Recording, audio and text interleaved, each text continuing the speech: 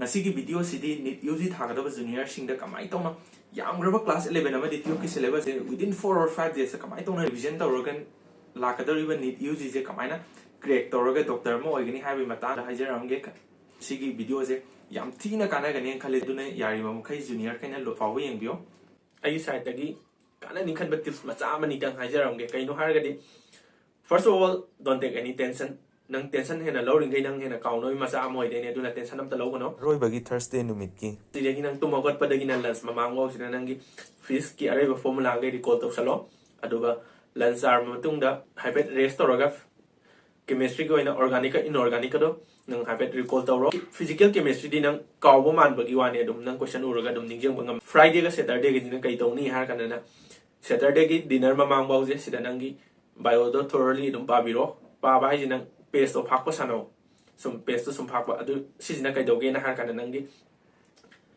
visual memorization yam wang kat pane ba sin visual memorization wang kat nang kai dor kani ha kana hang nang question thawa kana yam accuracy wang kani adu tu nangi physics chemistry da matam hena pha kani adu ka nangi rank ta sunang na bio da ma wang bai sin nang rank hena wang tai ne adu ga dinner char matung da aram se soja nang tumba de ni nang hang exam chalam dai da dum hogat ki zu kaim kai dre take proper sleep kai fazana tum dragadi nang OMR samba kana yam lana sangba yaw bane bas question amani da nang leho chahi ma ga mang ba do dum pamui dana si problem ai samak ta su thoki ba tu dunani take proper sleep ta sing bali si video je ina last year lobjo gi ba video ne ba ko adu do lan nung to dagi dum video je this is Soumya, third year MBBS degrees.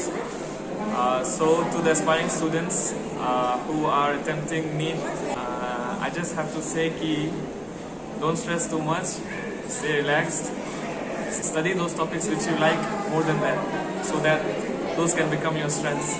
Try to jam pack as much information as you can and vomit in the exam. Hi guys, I just want to say that you have come this far, so you can do it. And if you're feeling scared or anxious, then pray to God and fighting. I just want to say one thing, that believe in yourself and you can do it. To all the NEET UG aspirant who's going to give exam this, best of luck. Hi dear juniors, I know your exams are coming, but I know you will do good. Best of luck for your exams. Hi, I want to wish you all the best for the upcoming NEET exam. Do well, revise well, and take care. Bye bye. Hi everyone, my name is Aditya Gupta. I am third year MBBS at NEET. My advice to you will be just to relax, stress less, focus on your NCRT, give your best. Do well in your exams, sleep properly, eat properly, don't take tension. All the best. All the best for your NEET. All the best for your NEET exams. All the best everyone for this coming NEET exam and whatever you have been preparing for so many years, and don't be scared, and all the best. Best of luck all of you, do your best.